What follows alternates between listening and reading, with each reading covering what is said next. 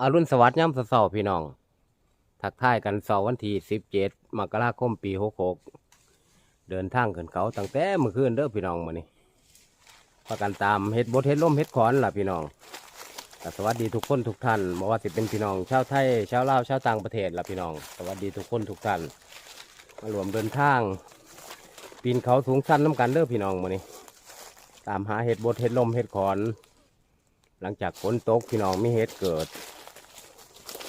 ตุ่นน้ำกันพี่น้องสิได้สิมานบ่มื้อนี้พอกับยายเกดคือเก่าล่ะพี่น้อง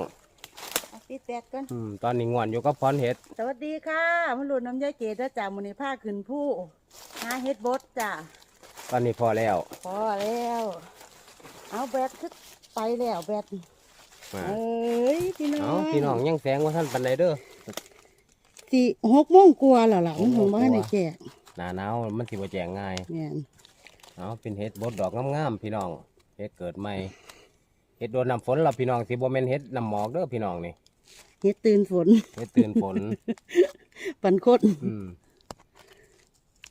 ตึกเก็บยากเนาะเหนียวได้เฮ็ดหน้านี่พี่ฟังนั่นก็มีเนาะดอกงามอยู่พี่น้องมันรุ่นนี่งามอยู่เนาะโอ้ยเหนียวข่อยคือมีมีดอยู่มีดก็มีเนาะมีดก็มีดจะได้ใส่มีดเด้อพี่น้องมันเหนียวแห้งนานี่มันสิบ่คือเฮ็ดหนาวมันเป็นเฮ็ดน้ำฝนพี่น้อง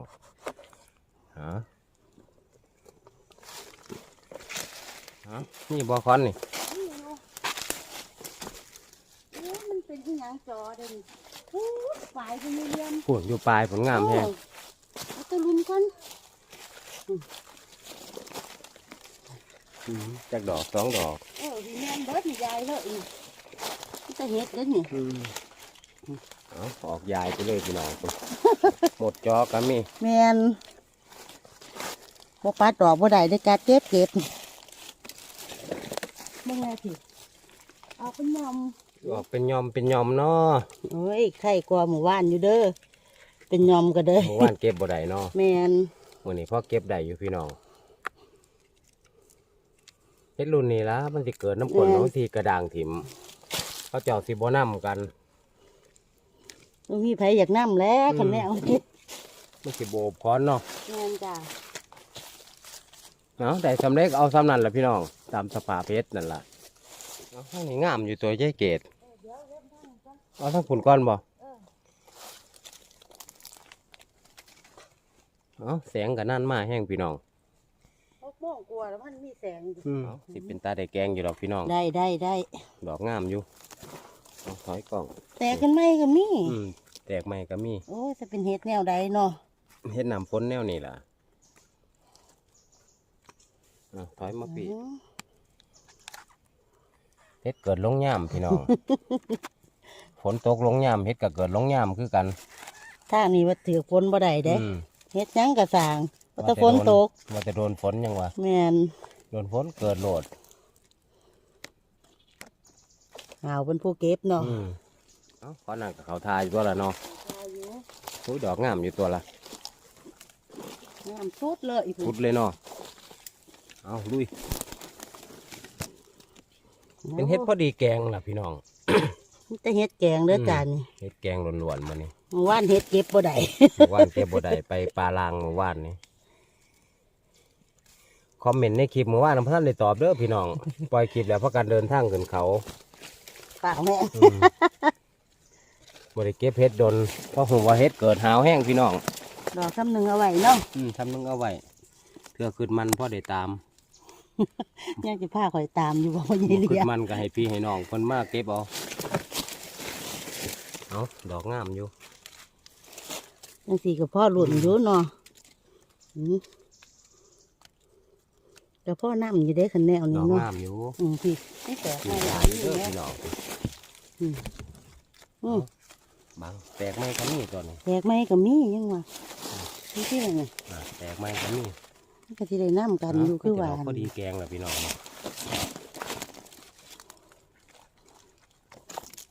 ก็แตกไม้เรื่อยๆก็พ่อน้ำอยู่เด้แมน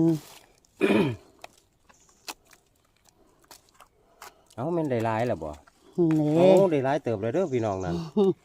มันแต่เศร้าเลยมื้อนี้ เอาแตกไม่ร้ายอยู่เด้อพี่น้องนะ หลายอยู่ เป็นตาตามอยู่เนาะ แม่นอยู่จ้ะ เกิดไม่ที่เก็บบ่ได้ก็ร้ายอยู่พี่น้องเป็นขาวๆเลยเนาะ อุ้ยแตกไม่คักแห้งพี่น้องมึงเนี่ยเอาเลือกเอาดอกได้พอได้ เนาะ ถ้าปล่อยถิ่มใบถ้าบานเพิ่นเอาโลดได้ แม่นลองบ่เก็บเบิ่งเฮาบ่ได้โลดละ เอามันไว้ก่อน เอามาให้ก่อนพี่น้อง มันพอได้แกงแล้วพี่น้องปลากปิ้งแล้วนี่ แม่นจ้ะ ของแท้ล่ะเฮ็ดแกง เฮ็ดแกงเฮ็ดปลากปิ้งของแต่ว่าดอกน้อยร้ายแห้งพี่น้องคน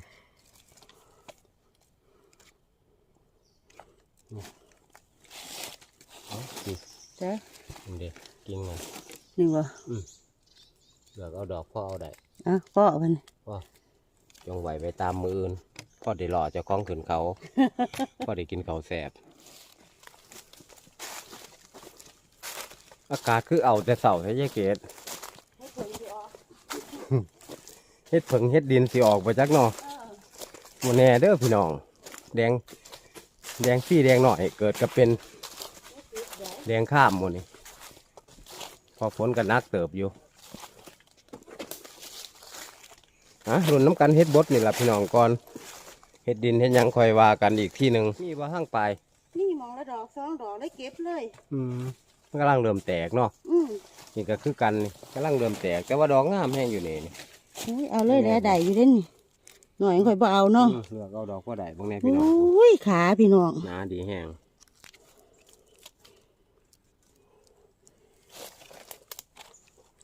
อยู่งาตกงกพุ่น ทุกงก ตกงกดอกงามเลยนั่น โอ้อยู่ทุกงกนี่เอง อุ้ยเธอคือสวยแท้ ดอกหน้าดีเนาะ แม่นจ้ะถึกแดดบ่แม่ โดนแดด ปุ่น ดอกหน้าดีแห้งเอาเล่มไปมองระเล็กกันหน่อยเดี๋ยวกระมันเต็มตาล่ะพี่น้อง ข้างๆเบิ่งคักแล้วบ่ เบิ้งกำลังแตกพี่น้องติดตามเส้นทางการเดินทางน้ำกันเด้อพี่น้องมานี่ปีนปลายสูงสั้นน้ำกันรุ่นจนหอดช็อตสุดท้ายผมละพี่น้องติดไอซีมันซำใด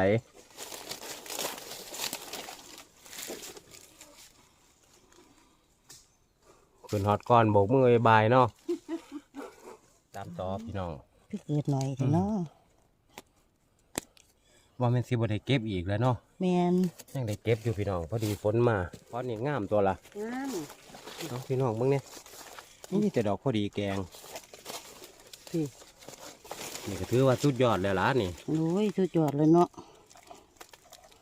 รอบแรกของปี66เด้อพี่น้องนี่ เก็บเห็ดบดเห็ดลมมึงแน่นี่ทั้งปีแตกเต็มอยู่ ปุ่นเดี๋ยวเด้อเข้ามาเลยเอาทีกันเนาะ เอานั้นก่อน โอ้ยพี่น้องจังสีกับพ่อหล่นอยู่เนาะ มันแต่เสาอยู่ดอกพี่น้องมานี่เป็นสังเกตการณ์เมื่อวานนี่ สังเกตการณ์แล้วขึ้นเขาเลยพี่น้องปล่อยคลิปให้พี่น้องเบิ่งเป็นออเดอร์แล้วก็ขึ้นเขาเลย ว่าในตอบพ่อเขาเหม็นน่ะ เอาเล่มไปเรื่อย ตะเลียม ๆนี่บ่ มันจะบ้านนั่นจังไหนอีก เต็มเลยบ่ ทางนั้นเลยบ่ อุ้ย ได้เด้ เอาหลายอยู่เด้อพี่น้องแตกตามกิ่งตามงาบาดนี้แต่ขอนใหญ่บ่มีเนาะ บ่จ้ะ ที่เกิดตามงาพี่น้องนี่ เป็นขาวๆอยู่นี่เอาไปตาได้แกงอยู่ดอกมื้อนี้นี่ ไป เด้ ได้ก่อน จักสิเอาทางไหนก่อนเอ้า เอาทีก่อนมา ดอกละดอกสองดอก แม่นเบิดที พอได้เล่มอยู่ดอกพี่น้องนี่หันแตกเต็มอยู่เห็นบ่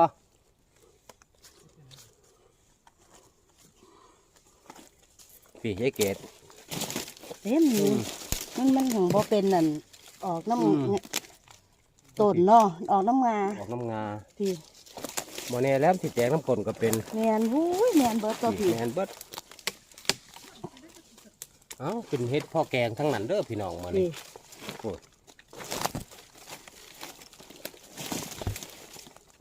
่ แมนเบิดอันนี้ แม่น ต้นนั้นมันก็เป็นอย่างสันยายเกด ใช่ มันเกิดก่อนฝนตกปีนี้นี่ เออ มันก็มาโดนฝน มันก็เลยเป็นแกงได้อยู่ ได้อยู่ ได้อยู่นี่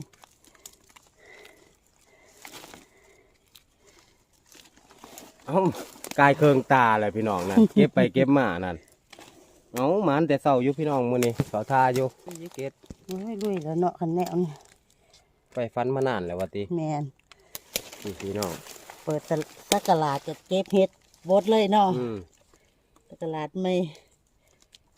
พอซอใหม่พี่น้องเป็นคลิปแรกของปี66แล้วพี่น้องเฮ็ดบดเฮ็ดล่มนี่อุ้ยรอบางหันพวกเขาบ่ได้ตามเนาะ แม่น เขา แต่ ที่ เสีย เบิ ดาย ด แฮะ ตัดเสียดาย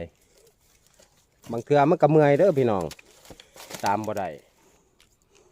บุ้ยขา ขาหนาขาใหญ่เนาะ โอ้โอ้ ดอกหนาขาใหญ่ดีแห้ง อุปุอยู่พี่น้องเอ้ย ปันมือคนเก็บ อีกดอกหนึงปากปิงของแท้เลย อื้อ เอานี่ดอกหนึงยี่เกต แต่ นี่ดิ โอ้มาอีกตัวละเล่มมันสิก็สิเต็มตาแล้วตัวละเนาะ เล่มไปเล่มมาก็เต็มตาเองดอกงามอยู่ตัวละ โอ้ยไหว เหนียวได้ มันสิบ่คือเห็ดหนาว นี่ไงบุ้ยพี่น้องขาอุปุอยู่ ดอกหนา แน่ ขาใหญ่แห้งปุดปานเห็ดน้ำหมอกเนาะ แม่นจ้ะ ถ้าเหงาแมนบ่ ก็เนี่ยงวะมันเฮ็ดแนวใด อะไปหลุนเบิ่งแมนบ่บ่แมนเนาะในเหงาเนาะเฮ็ดกี่ตัวดอกนี่เอ้าดอกยางงามพี่น้องตัวนี้ มันอยู่ เกิดก้อนโมที่นี่เนาะ แม่น เพิ่นโดนแดดเด้รุ่นค้อนตอหนาคือบ่ยังคือยกมือไปแบก ดอกกระด่างบ่ปาดนี่ดอกงามบ่นั่นอุ้ยงามตัวละอุ้ยแตกไม่กระลายตัวยายเกด แตกไม่ ทั้ง ไร ปลาย ยังวะเฮ็ดทั่ว ปิดเป็นความลับไปบ่ มันเป็นตะน้ำบ่กันแนวนี่ เอาพี่น้องเป็นยมเลย โอ้ย หมานอยู่เด้อพี่น้อง คือสอดดอกใหม่ไหว แต่ว่าเฮ็ดฝนนี่สิบ่คือเฮ็ดหนาวพี่น้องบางอันก็ขึ้นล่าเนาะ แม่นจ้ะ เอา นี่ โดนฝนตีละสิขึ้นล่าแต่ก็แกงได้อยู่แสบคือกันนั่นละแนวมัน เด้อ จีก็เดี๋ยวก็ปั้นเฮ็ดหนาวผม ตัวนี้ได้เอามือได้ ตันเลยพี่น้องผม ขาเป็นขาดอกเป็นดอกพี่น้อง นี่วะทั้งกดอีกยอมหนึ่งพี่น้องเล่นไปทีละยอมสองยอม ก็สิได้เอง ที่เต็มตาแล้วตอนนี้ ตามอยู่เลยก็ยังได้กระด่างกินพี่น้องเอ้ยผลเต็มคอนอยู่พุ่น โอ้ยก็แล้วแต่เพิ่นสิเกิดเนาะ บ่ทนตามที่สวงห้องบ่ตามทีละนะ เออ พูดกระด่างเต็มคอนหน่อย เดี๋ยวเฮาสิเข้าทีเด้อ อืม โอ้ยขอหน่อยเนาะ ไปนี่เขาท่าอยู่พี่น้องหลายอยู่เขาท่า เขาทาอยู่พี่น้องเขาทาอยู่ เอาส่งหมานอยู่พี่น้องส่งหมานอยู่ ดีแล้วที่ขึ้นมานอนเนาะ อืม บ่มานอนบ่ได้ได้พี่น้องย่างบ่ทัน เสียงคนปีบกันแซวอยู่ เออ เขาโหข่าวบ้านเฮาก็จังสิล่ะพี่น้องแต่มีฝนตกก็มีรถแนวอยู่แนวกิน คักเนาะ ฮะ ว่าแต่ฝนตกมันเกิดโลดเฮ็ด อืม ของจริงเด้อค่ะ ทั้งเฮ็ดดินทั้งเฮ็ดขอนล่ะพี่น้องหลังจากเฮ็ดขอนโยบไปไหว้ไปบ่แน่ล่ะพี่น้องรอดุนน้ำกันเฮ็ดดินพวกเฮ็ดผึ่งทั่วไปนี่ล่ะขาดว่า ออกแท้ ตามประสบการณ์เคยเก็บมาก็คิดว่าเกิดล่ะพี่น้องแต่สิเกิดหน่อยเกิดหลายหรือบ่ตัวนั้นก็รอรุ่นน้ำกันล่ะพี่น้องส่วนเฮ็ดบดนี่ถือว่าได้เก็บอยู่ โอ้ยก็ถือว่าคักเลยแหละ ถือว่าคักอยู่สียายเกตพี่เป็นของเงี้ยวๆพี่น้องถอยมายายเกต โอ้ย พี่ยางงาม ผู้สาวเรือหน่อยมันก็นางยากแน่ คืกักเนาะ แม่ บ่ของคือ การเวลาพาไปพี่น้องเอ้ย ถ้าช่วง30นำบ้า ใครก็บ่ทัน เครื่องขาดซะ เดี๋ยวนี้ของน้อยเดียวก็อยู่แล้ว เดี๋ยวนี้เครื่องยานั่งของน้อยเนยหัวคิดล่ะ นะคุณก้อนไหม เอา มีอยู่ ขึ้นเบิ่งแน่ทาง นั่นขอนเลาะทั้งปุ่นนั่น อย่าลงมาเด้ อย่าลงมา ขึ้นพุ่นเลย พุ่นเลาะไปปลายพาล้านพุ่น ปลาบึกไปแท้ปลาสีก่อนเลย รวมเดินทางนำกันกับ3-4 คนคือเก่าล่ะพี่น้องน้องนุ่งที่เคยรวมเดินทางอ่ะล่ะแบกเมื่อบาน น่าสิยืดแบกยืดเก๋ คอนเฮ็ดเด้อพี่น้อง ก่อนเฮ็ดเด้นี่ จะเกิดคัก อย่าเกิดแห้งคอนทอปเมื่อนี่ก็เกิด เอามันมีคอนหนึ่งเสืองทั้งนั้นตัวละ แต่ นั่นมึงไปเบิ่งก่อน บ่ หมดก่อนมันเกิดเอาไปเสืองไว้บ่มีแต่ดอกกระด่างเสืองไว้แล้วบ่มาเอาเสืองหลงกระด่างเบิดเนี่ยเข้าไปขาวๆดอกเก่าคือดอกไม้เนาะยายเกดว่าปอบยายเจ้าของบรรยากาศป่าเขาหนาแหล่งกับประมาณนี่แหละพี่น้องไม่เริ่มล้นเบิดละ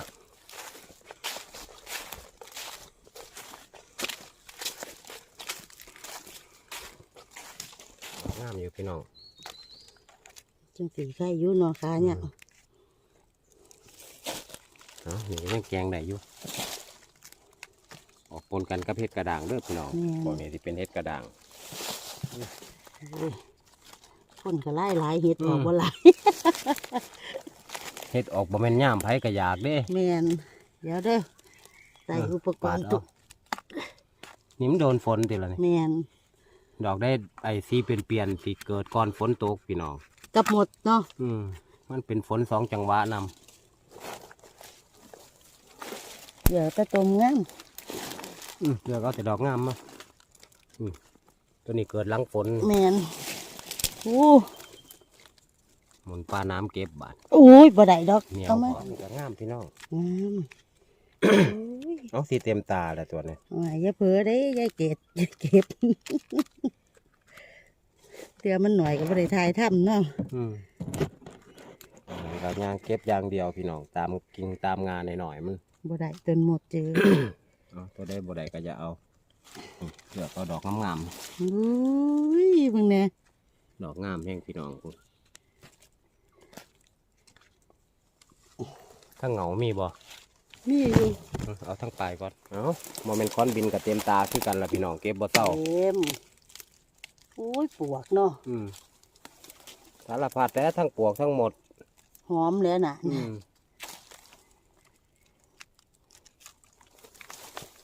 โดนๆเด้อพี่น้องสิได้เก็บเฮ็ดเดือนใดปลายเดือนมกราคม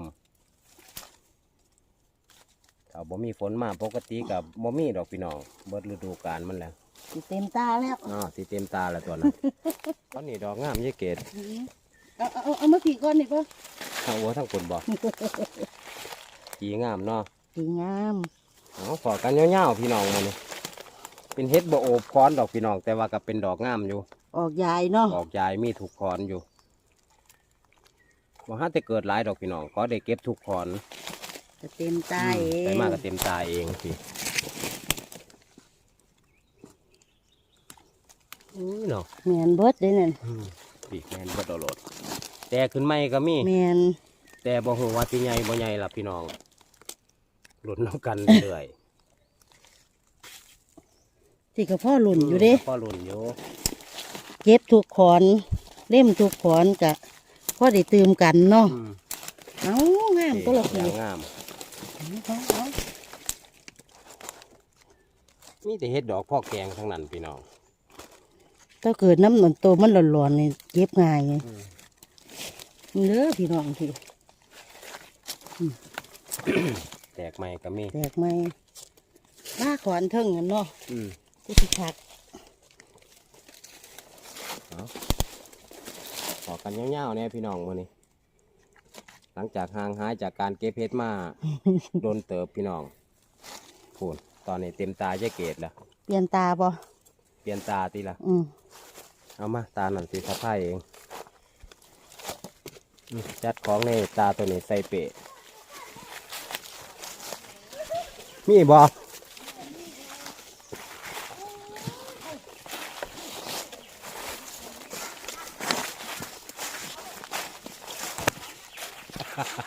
คักแง่งว่าพักกันกีนเลยว่านี่ขอนหนามีอีกอยู่หรอก นี่ขอนใหญ่เห็นเด้อ คักไว้จะเกต โอ้ย อุ้ยเต็มเลยตัวเนี่ย เต็มอยู่ เอาส่งหมันอยู่พี่น้อง มึงเนี่ยพ่อยี่เหลี่ยม แตกใหม่เนาะ อืม แตกใหม่พี่น้องนี่น้อยๆนี่ เต็มปลายมันนั่น ขับบ่ฟอถิ่มขาดว่า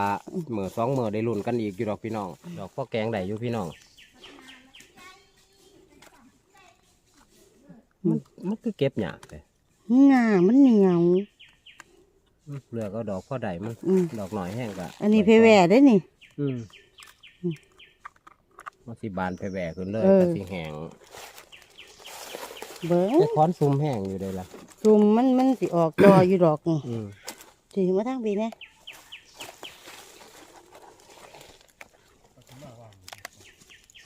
ลงเบิ่งค้อนลุมผลตะนะ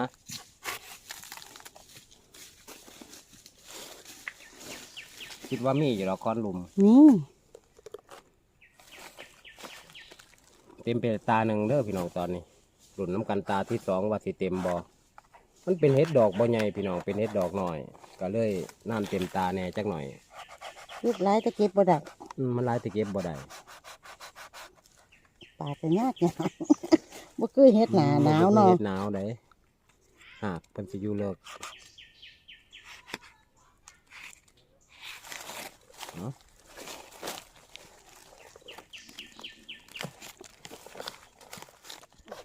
หนานั่นโอ้ยบ่ได้ใส่มีดยากเด้อ เห็ดหนาวมันหากบ่เลิกเป็นกล่องเงาๆพี่น้อง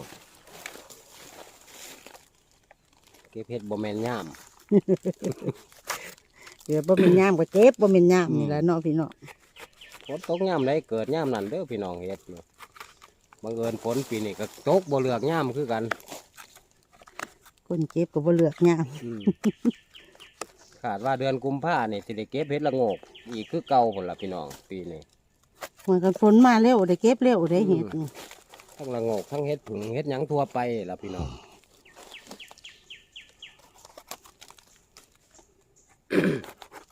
โอ้ยถ้าเป็นดอกใหญ่ได้บักหลายได้นี่เนาะ หลายแล้ว เป็นดอ เนาะ กบ่ใหญ่สิทั้งปีเต็มอยู่เอาเลือกเอาดอกก็ได้มันทั้งปลายผลแตกเต็มอยู่มันนะเก็บบ่ได้พี่น้องก็หลุดน้ำกันมือ2มือพุ่นละเกิดตามกิ่งหน่อยๆพี่น้องแต่ว่าดอกงามเนาะ งามอยู่ งาหน่อยแต่ว่าดอกใหญ่เด้อพี่น้องนะ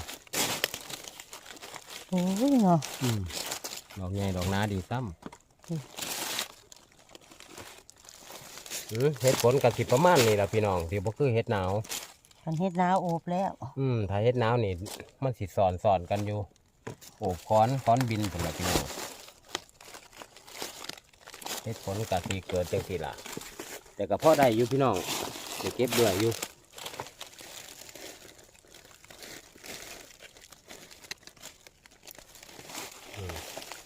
เปิดเนาะ เบิด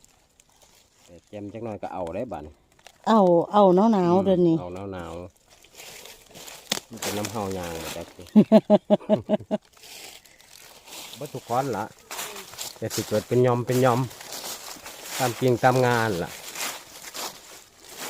งานหนึ่งดอกยางงามมีอยู่บ่ทางนั้น สองดอก โอ้ต้นใหญ่คือบ่เกิดเนาะ โอ้งามเท่าล่ะ งามอยู่พี่น้อง บ่หลายเนาะ ถ้าดูรอนี่ก็สิมันเรื่อยๆอยู่เด้อพี่น้องหาตามกิ่งหน่อยๆงานหน่อยๆล่ะแต่มันโอ้เบาเนาะยายเกด โอ้มันหอมแห้ง สวยมากย่างต่อบ่ได้ดอกพี่น้อง ตอนนี้ก็อวยเมื่อ ตอนนี้ประกันหาโขงอวยครับไปหารถเมื่อบานพนละพี่น้อง โอ้ย นะยังใครอยู่ถือว่ามันอยู่เนาะ หวานอยู่ ตานั่นเต็มไปแล้วเด้อพี่น้องนั่นบ่เห็นเนาะตอนนั้นเนาะ ไม่ใช่ได้เด้อ จะพักกันเหลี่ยวอยู่เลย แต่ก็เลี้ยวเขาเหงา บัดกระด้างถิมก็เห็นพี่น้องพี่เต็มอยู่ตอนสิดายแหงเป็นกิ่งหน่อยง่าหน่อยมันก็เลยเป็นจุดบ่สนใจของคนรุ่นน้ำกันระหวางเดินทางกลับพี่น้องที่ฟุกที่หมันอีกบ่แวะหา2 ทางล่ะพี่น้องถ้าประมาณก็คือหอดรถพุ่นละบันเนี่ยไปสรุปยอดเฮ็ดที่ใดที่หมันให้พี่น้องเบิ่งไม้เดิมหมองเก่าพุ่นละพี่น้องเอา พี่น้องนำหาอย่างหลายบัดสุดท้ายแบกค้อนเมื่อบานเด้อพี่น้องคุณนี่แต่ดอกงามๆเป็นเห็ดกำลังแตกใหม่ละพี่น้องเดี๋ยวไปให้ยายเกดเก็บอยู่ยายเกดย่างก่อนแบกค้อนมาแต่ดอนผมมาให้ยายเกดเก็บอยู่พะลานพี่น้อง ตัวไว้เมื่อยเลยบ่ไปนะ ก่อนเดินทางกลับบ้าน อุ้ยออกขากอยู่น้อง พอหลายอยู่หันยายเกดกับน้องเพิ่นย่างเลย เมื่อยเว้ย กะสิพ่อได้อยู่พี่น้องอีกมื้อ2 มื้อพุ่นละสิมาตามใหม่ อันค้อนที่ไปเบิงมีอยู่บ่ล่ะ มีได้แตกแซวอยู่ โอ้ มีเบิดสุกรแถวนั้นมันกำลังแตก อืม ถ้าเขาเจ้าบ่เก็บก่อน แต่บ่มีร่องรอยคนขึ้นมาได้ล่ะ อืม เอาขอนนี่ก็สิเสื่องไว้แถวนี้ล่ะพี่น้อง ไป พี่น้องหูไม้ก็มาลักเก็บเอาบัดนี้ เสื่องแถวนี้เนาะ เดี๋ยวนี่ละ มันเคยเกิดคือเก่าเด้อพี่น้อง เกิด หลังจากแบกค้อนมาให้ยายเกดเก็บพี่น้องกลับมาเบิ่งยอดเฮ็ดที่ใดที่มันพี่น้องบัดนี้หอดจุดพักก่อนสิเดินทางกลับก็สุดยอดอยู่เด้อพี่น้อง เกือบเต็ม2 ตาเนาะ แม่นจ้ะ ก็ถือว่าเต็ม2 ตาละพี่น้องนั่นนี่แต่เฮ็ดดอกงามๆเฮ็ดพ่อแกงละพี่น้อง ไผ่มามันหยบลงน้ำ อื เนี่ย มเฮ็ดบดเฮ็ดล่มกันสิจังสีละพี่น้องเก็บเต็มตาย่างเรื่อยๆเดี๋ยวก็ยุบลงเรื่อยเอามาสุดยอดอยู่พี่น้องมื้อนี้ผลงานการเดินทางมื้อนี้สุดยอดอยู่กลับบ้านบ่บัดนี้ เจ้าป่านในทานนี่ เอาชื่นชอบวิดีโอยังไงก็ซอยเด้อพี่น้องซอยกดไลค์กดแชร์กดติดตามกดกระดิ่งเพื่อรับการแจ้งเตือนคลิปใหม่ๆจากคนส่องปลาคนส่องปลาขอขอบคุณทุกไลค์ทุกแชร์พี่น้องทุกกำลังแรงใจทุกคอมเมนต์ทุกคำติชมคอยรอลุ้นน้ำกันคลิปใหม่มือใหม่พี่น้องสำหรับคลิปนี้มันอลังการอยู่พี่น้องเป็นเฮ็ดนอกฤดูกาลเนาะ แม่นจ้ะ เป็นเฮ็ดรอบแรกของปี66พี่น้องเอากลับบ้านเฮาบ้านนี้ สวัสดีค่ะ ตั้งตัวบ้านใดอยู่ พอกันคลิปใหม่มือใหม่พี่น้อง เมื่อยจน ว่าสิหาอยู่หากินแนวใดแต่ว่ามืออื่นบ่ขึ้นมาดอกเด้อพี่น้องอันเฮ็ดบ่เฮ็ดลมนี่ดอกยังน้อยอยู่ก็บ่แน่บางที่อาจสิโดนแดดแห้งไปเลยก็เป็นได้จังค่อยรอลุ้นน้ำกันมื้อ2 มื้อค่อยสิตามเบิ่งอีกพี่น้องเอากลับบ้านก่อนพี่น้องบัดนี้ขอบคุณทุกไลค์ทุกแชร์สวัสดีครับ